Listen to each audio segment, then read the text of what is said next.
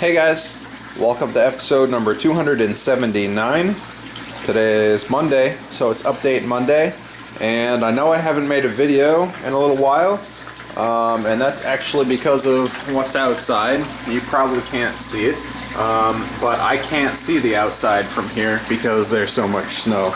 We've gotten close to 4 feet of snow in a little over 2 weeks, so that's been a lot of fun to shovel, but what that has meant down here is that I haven't had a whole lot of time to do a whole lot of things, so I am glad that my drip system is keeping up with the water changes, but that system is not connected to the turtle tank, so I do need to do a water change pretty desperately here, and I will do that shortly, maybe tomorrow.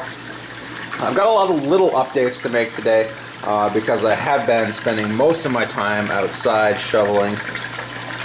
One thing that I've done right here is actually to silence my Skippy filter. I've got the 55-gallon drum here, and I've got my pump down there, and the return was making quite a bit of noise. So what I did was I just cut a piece of cloth, and I zip tied that to the return here, and that's what it sounds like without it, and that's what it sounds like with it. So it's just acting as a little bit of a muffler, allowing that water to hit the cloth and then go into the water. It actually makes less noise when the water level is up to where it should be. So I need to do that water change, and then everything should be good here. I did notice that a couple of my mangroves are starting to put out leaves, which is pretty cool to see. There's one here, you see the red tip that's starting. There's a couple over here as well, and that's a really good sign. I know that most of these have roots already growing, and to see those leaves starting means I'll definitely have some mangroves going here within the next month or two. I'm really looking forward to some of those starting to grow. You know, I've got plenty of space between the water and the lights, so they've got plenty of space to grow. I do have my plants in here. This is mostly Java moss, and it's doing pretty well even under this low light. And speaking of lights, I am going to hand out my 5 LED DIY LED light kits here within the next couple days. So if I have sent you a message either through YouTube or through email, please get back to me sometime this week, and I'll make sure to confirm those and then announce those shortly. Looking forward to that. That should be a lot of fun. I am slated to build at least one DIY LED light strip, which is going to span both of these aquariums. I'm going to do that probably within the next 2 weeks, and then upload that video. So that should be awesome. Really looking forward to that. I did hang up my nets here on the side of the rack. I just thought it was practical instead of losing them or you know, fishing them out of various 5-gallon buckets. I did decide to hang those up so they're right where I need them. These tanks are pretty filthy. Actually, what I did was I took the 2 largest marbled crayfish, and one actually had eggs, and I put them in these breeder boxes along with a piece of PVC pipe as a hide, and this one should actually be releasing her fry, I guess if that's what you call them, within the next week or so, which should be exciting. I'll try to split them up. I don't know where I'm going to put them. They might just end up going in here, and hopefully they don't get eaten, but I'm working on a way to try to separate them as best as I can to keep as many of them alive as possible.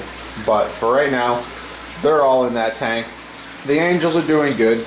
They do need to be paired off and split up, but for right now they are behaving with one another just because there are so many fish in this one tank. But I know that piece will not last, so you know, I'm going to be figuring out an option here for them shortly. If you can see behind all of the fish, I do have a sponge filter, and these typically sit on the bottom of the tank, but what I did was I retrofitted it. It actually broke. It had a piece of slate as a bottom, and that actually fell off, and what I did was I attached a raised platform to the bottom of that to keep it off of the ground. You can see there's a bunch of junk in this tank that accumulates because I do feed these guys pretty heavily, so all that junk was clogging up that sponge filter, so it's much better raised off the ground as opposed to being directly on the bottom of the tank. A couple people asked me what bubblers or air stones I use, and this is actually the one that I found that I like the best. They probably don't work all that great if you just have a small air pump, but because I do have the air system, these things can crank out a lot of bubbles, and I should probably turn this down because it's going like crazy. But I'll pull it out so we can take a little bit of a closer look at it. I got these from, I believe it was PetSmart, and it was only a couple bucks per stone. A little bit more expensive than the cheap blue ones that most people are used to. But the reason I like it is because it has a plastic end on both sides. And typically, the reason why this style of airstone breaks is because they just like epoxy the one plastic nub into the airstone itself, and it just kind of disintegrates and breaks down and falls apart. Whenever you try to remove your airline hose, you know your airstone is going to break, and that's the end of it. But these look like they're a little bit more heavy duty, so those are what I'm using. I'm pretty happy with them. I'll probably order some more because they're doing pretty well. And ideally what I want to do is have one of those in each tank, and also some form of sponge filter in each tank. Even though I don't need the sponge filter, it's kind of nice to have it.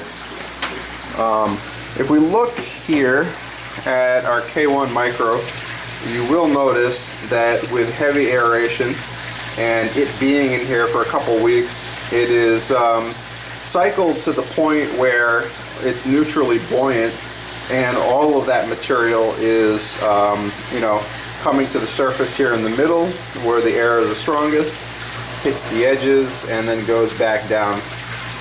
So that's working out really well. You can see the color of it is starting to get discolored a little bit. It's not just pure white. You kind of get an orange or a yellow tinge to it, and that means it is starting to cycle, which is great.